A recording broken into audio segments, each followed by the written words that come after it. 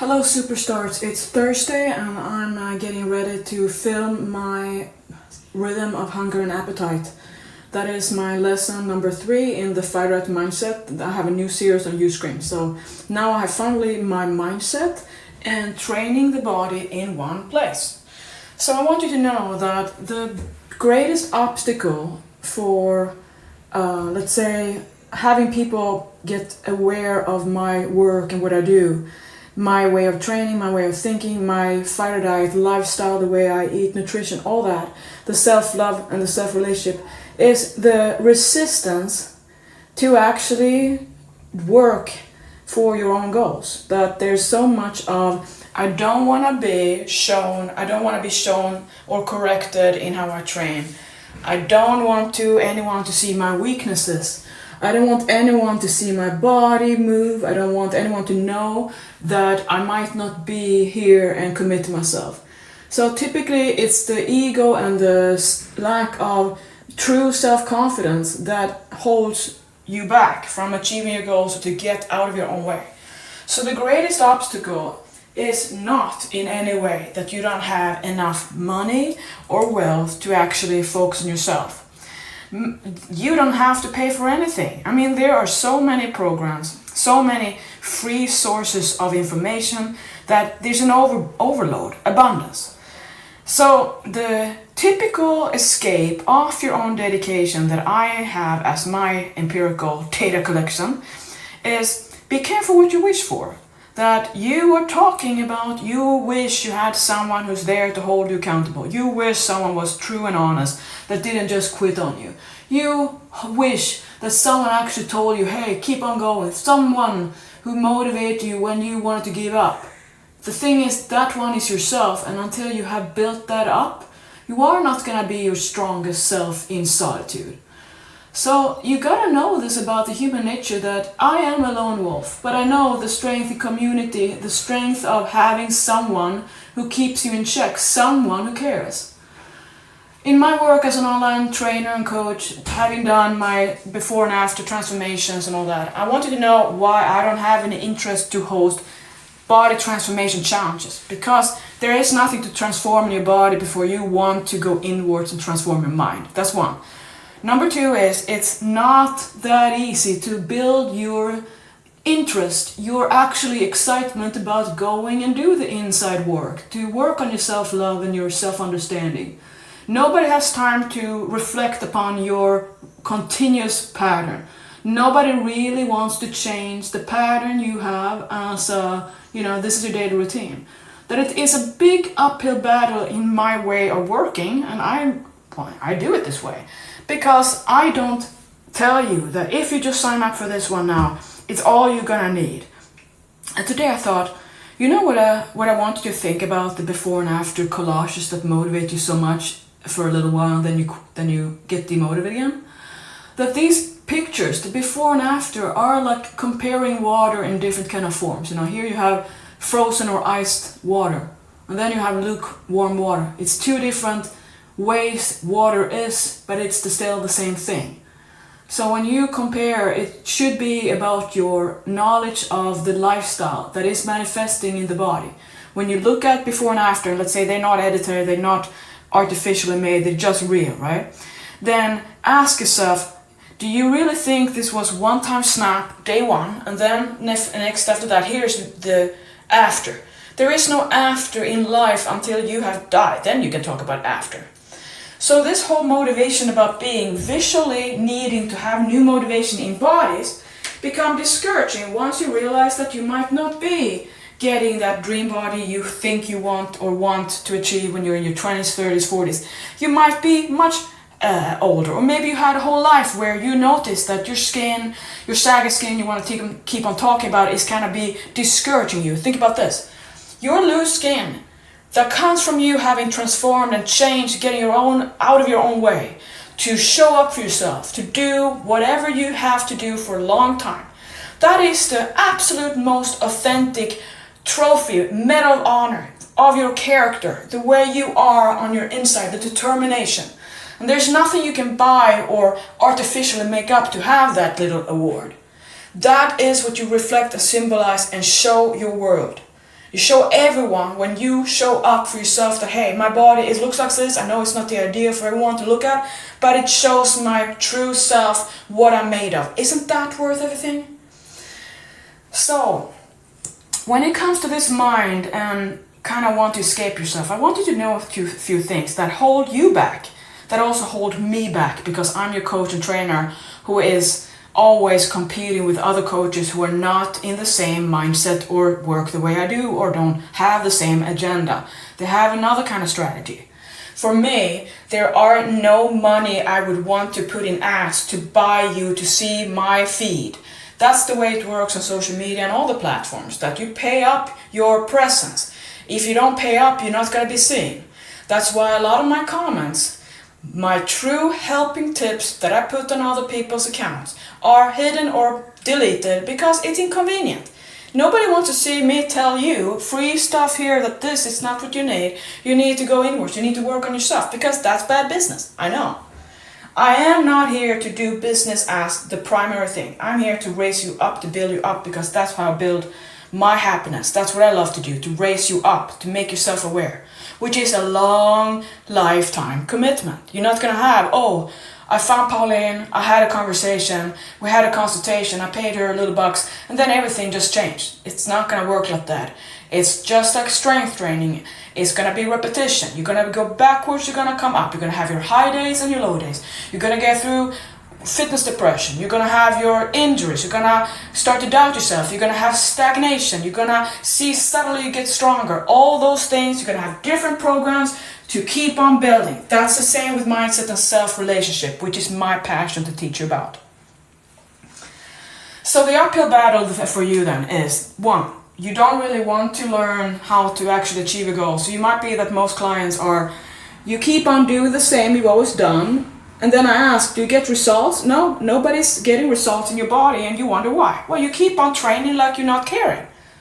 So that's one, and you don't want to be humble about it. You don't want anyone to see how you train. You don't want to see your body on screen. You don't want to have anyone keep you accountable. You don't want anyone to check up on you, which is all that you say is what you need. But me, hey, I'm here. And that's how I say, it feels like sometimes that instead of going straight to the boss and ask me right away, what do you need? And then want to be held accountable, to show up for yourself. You rather put a little message in a water bottle and then throw it in the desert of Sahara and then hope that someone is gonna find it and tell you. That way you have a long time of waiting, so you have to stall. You can't start because you're waiting for that delivery of the epiphany. But there's nobody's gonna see that because you're not putting it where it's gonna be seen or heard. Why do you do that? Well, you don't want to really be real. You just want to complain about it. You want to talk about how you wish someone was there to help you, but you're not really interested. You might just come for one moment of opportunity or spontaneous, now I'm going to do it. And then you end up noticing that you were not doing what you thought you were going to do, or you told yourself. And typically, people's egos are so strong holding you back that you believe it's all about me, that I'm going to be disappointed, that I'm going to consider you weak, that it's all about how I feel about you, and you can never, ever show your true colors to me because that is too vulnerable. So it's not that you don't have capacity, it's not that you have potential, you have a body you can work, that you can, do all you want to do. It's more about how much do you want it and why are you not doing all you can to make it happen. How come you rather show up and sign up for really, really expensive programs just to believe a little bit, instead of staying with one coach, me or someone else, and keep on working it? Why do you believe in one-night stands for yourself, in mindset and dedication, while you keep on praising about marriage and commitment for life is all you care about in your personal relationships with other people? But your own, you're not worth that much. You don't care really about investing in yourself. So for me, when I'm promoting my work, and I do that on platforms and I compete with everyone else who are advertising fads or don't really, sell all your lives, to keep on doing what the challenge format is, the before and after, diet culture, body shaming, body criticism, and keeping on giving you the goal and the dream that once you get lean, once you achieve your goals, everything's going to be perfect. You don't need to do anything else. You're going to maintain that motivation and everything's going to just happily be forever good. The same kind of princess story about the woman who married a prince and then they lived everly happily ever after, whatever you say. Yeah, look at the divorce rate, and then think about that, apply that to yourself, your own way you have your own relationship. You are not there accountable. You don't show up on all the days. When it gets a little tough, you don't want to talk to yourself. You want to go in hiding. So that is why it is uncomfortable to have me around. Do you know how many clients I have who believe somehow that you need a police and you need someone and you want to be scared of me, and then that is not the person I am, because you don't get anywhere when you are not transparent, you're not honest, you're not authentic with yourself. That if you want to be scared of me, you don't want to talk to me, but you want to pay up and hide, that's not how we work. That's not how you build trust. That's not how you grow. So I want you to then know about the importance of community. And for me, being a loner, and I know that you don't grow your strongest in solitude when it comes to physical strength, fitness goals, anything you want to see in your body is not gonna come from solitude work. You go in hiding, you go and escape. You have always an excuse, life is, or social media is toxic. It's not when you know how to use it. You don't have to blame the world. You don't have to be reactive. You can be empowered by yourself and show up and do it on your terms. When you are honest and you're real and you have nothing to hide, nothing to compare or justify or show that you got it all, when you are better than anyone else, or show that you still got it. When you get rid of that and you're just raw and blunt the way I am, there is no much criticism to make because you don't take it to heart. When you get offended, insulted and feared or scared or sad by people's comments about how you're not good enough, how you're weak, or how you look sad, or you went old, or whatever, it's just the way your ego is just too big. You care too much. You are forever in some form or shape, just like water, which means you shouldn't be so attached to your look or how other people perceive you, including myself. So, I made my life goal and my life dream to come to America to train in Gold's Gym, Venice, California, around the best, which means that was the community. I was a lone wolf. I wanted to train around the best. I wanted to be there, I wanted to get friends, and I wanted to be that. Then when I did, it was such an amazing gratitude feeling that I was accepted into this Mecca of bodybuilding, and I got respect from everyone, and I became one of those who just train and hang with the rest, and I grew and expanded my career in Los Angeles, California. The whole gym of people, all migrating to Gold's Gym, the Mecca bodybuilding, to have the same feeling of here's Arnold, he trains beside me, here are all the legends of bodybuilding, training side with them, see them walk in, be there. That was the most amazing life dream into reality to experience. It was in 2006 that I got my green card to get there and to do this, and I had never ever regretted it. I was so grateful day in, day out. And I built my whole family life there. So, think about that. I came as an immigrant with nobody who knew me. I came to where I remember how I felt walking into this big monster gym with all these men who were seeing that I was new and kind of just asked me out for dates and asked me these really, questions the way, the American way that I was not at all experienced. I was Swedish, very reserved, right? Like, how can they just ask me out for a date? So I remember having to psych myself up to go to Gold's Gym and come in through the gate and then kind of take the space and be confident and do my thing, right?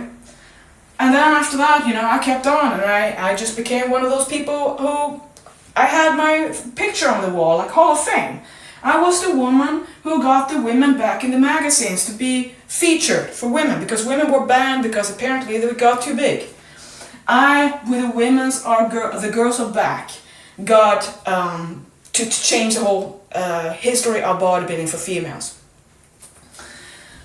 So then I was there and I loved that whole community, to have that presence, connection, and to be with like-minded.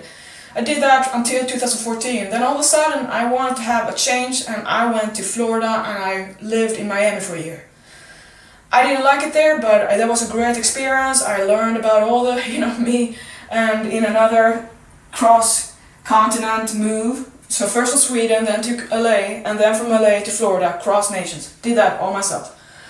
And I get to know other people there, and the same thing there on the East Coast of Florida, and I love that experience as well. I had my cat and I got him over to Florida, and yeah, it was another chapter. But do you know what happened? I missed Los Angeles, and I missed Gold's Gym, and I missed my home base, which was then Venice, California. So after a year, I moved back and I restarted in Los Angeles, and I went back to the gym and got connected with my crowd and the crew.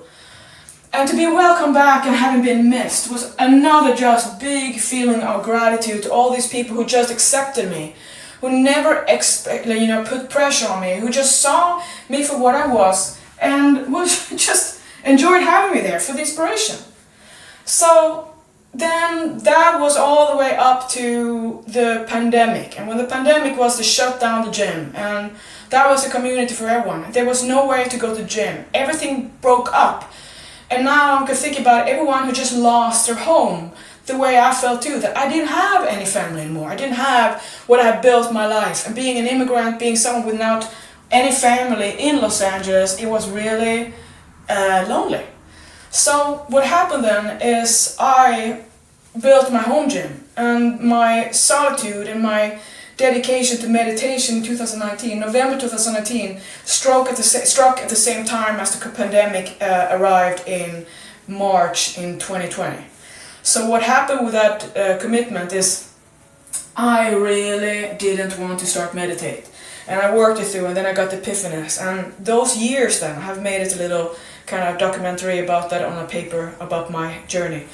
So in 2020, and I was injured, I couldn't train, I was in pains all the time, and it then became that I started to do my meditation walks. And my meditation gave me all these epiphanies because I was doing it day in, day out, up to 4 hours that I was doing meditation walks. So can you imagine now what that had, the impact on my mind and the awareness and the self-discovery of 4 hours of daily walk meditation with just chill waves all over when I got into that for every day, for years. So 2020, 2021, 2022, 2023, pretty much. That for the first 3 years of building my mind in the way I had built my body when I started, I changed completely. And I kept on, and I started to question everything, and the thing what happened with my physique was I got super shredded, and since I couldn't train the way I had built my body, I became really, really shredded, super thin, but very, very shredded. I didn't care anymore about my weight training. I lost interest in it because it wasn't fun the way I wanted. And I kind of just had my addiction and love for my having shredded abs, because that wasn't a given to me. It was so easy with Fighter Diet that I was just enjoying my meditation walks for hours. I got really out of shape cardio-wise because it wasn't high intensity. I lost muscle because I didn't train the way I did. And then one day I was standing in the middle of my room and felt this universal energy flow coming to me. It was after one of my clients had said, I love how you should tough ball and you don't have to like it, but you're just going to get it done anyway. And I thought, wait, I don't want to live my life like that. As in, I don't love what I do, what a privilege, like how can I do this? I got that huge epiphany, one of many in my life. From that moment, I decided, for me, I want to build my muscles back. I want to build and see what I can do. I have not reached my physical potential the way I do. And what am I going to do to make it happen? How am I going to do it? How am I going to take my physique from this level without sabotaging myself? What is it going to take? From that moment, I decided to stop counting calories and allow myself to gain weight and not look and be miserable or start to stress about my body getting less and less lean.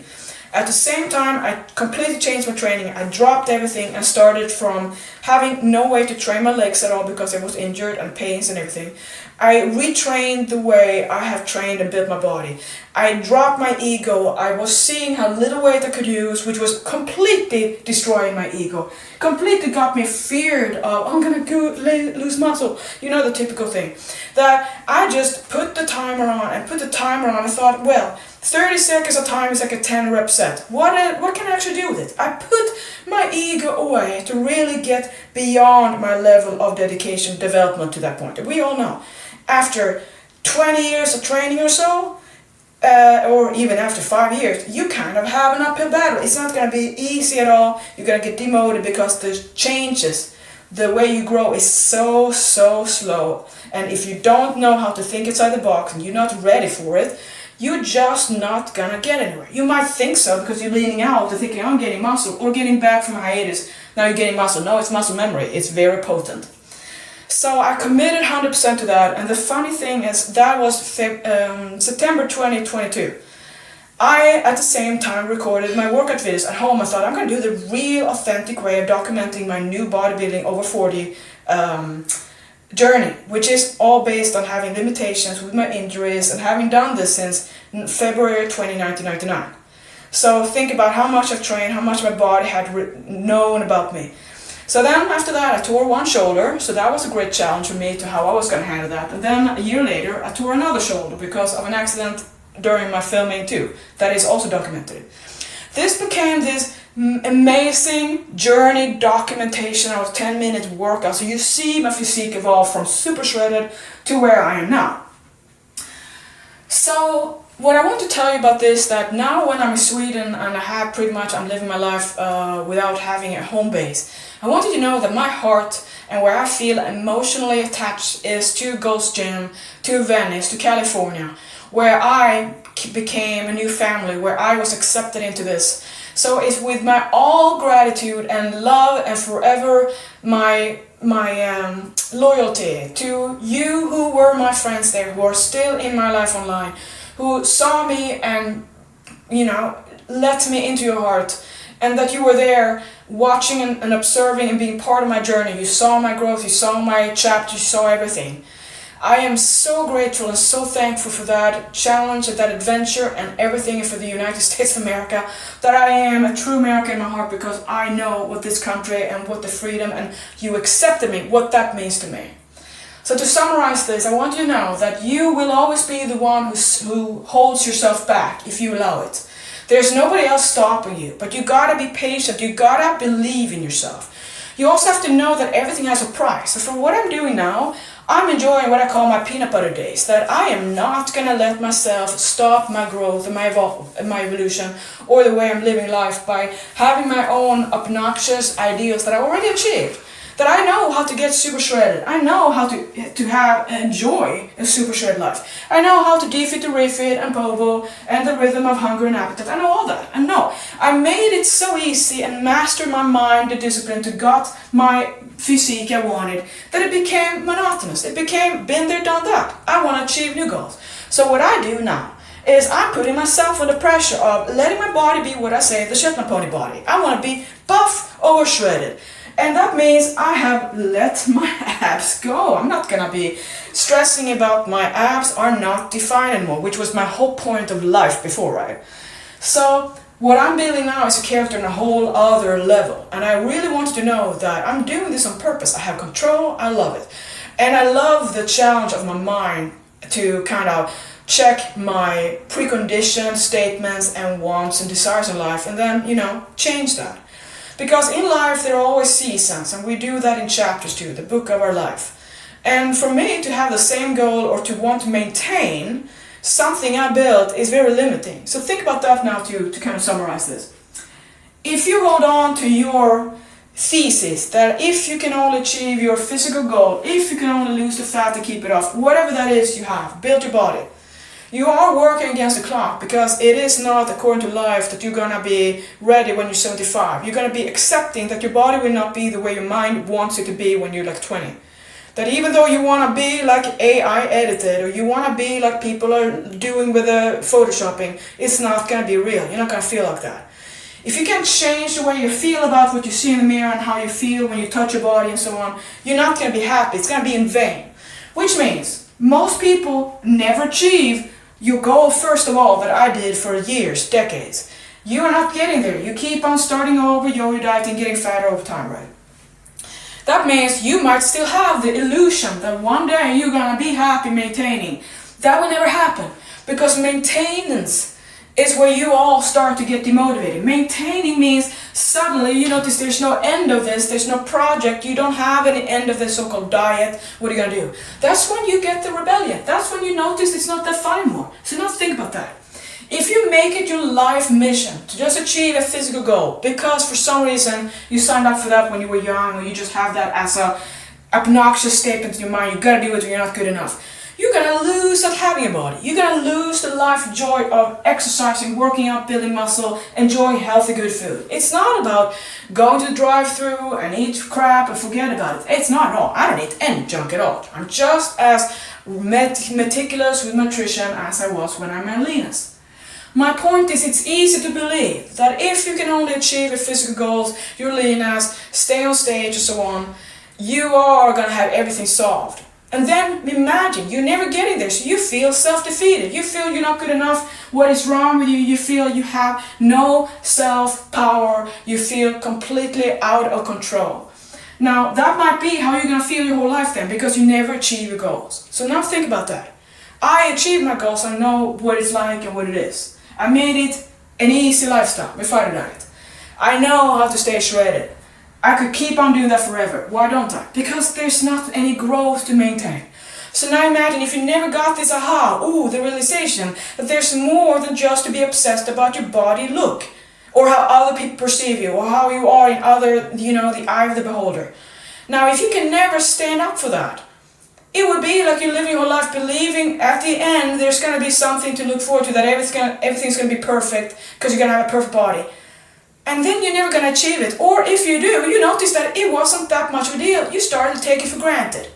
So learn from that and then start to work on your self-relationship and ask yourself the right questions and show up and drop that big ego that you can't be humbled by yourself thinking, I want to achieve my goals. That means I can't have some kind of protection around my ego. I can't be picky about what I want someone else to know about me. I have to be honest and authentic and real.